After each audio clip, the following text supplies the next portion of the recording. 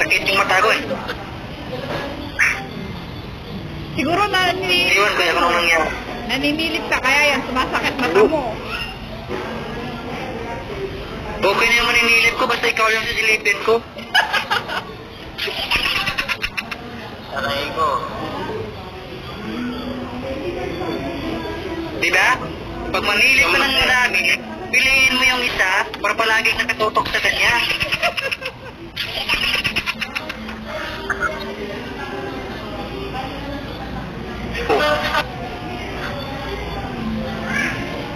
Hello, Diyos. Ano lang po niya?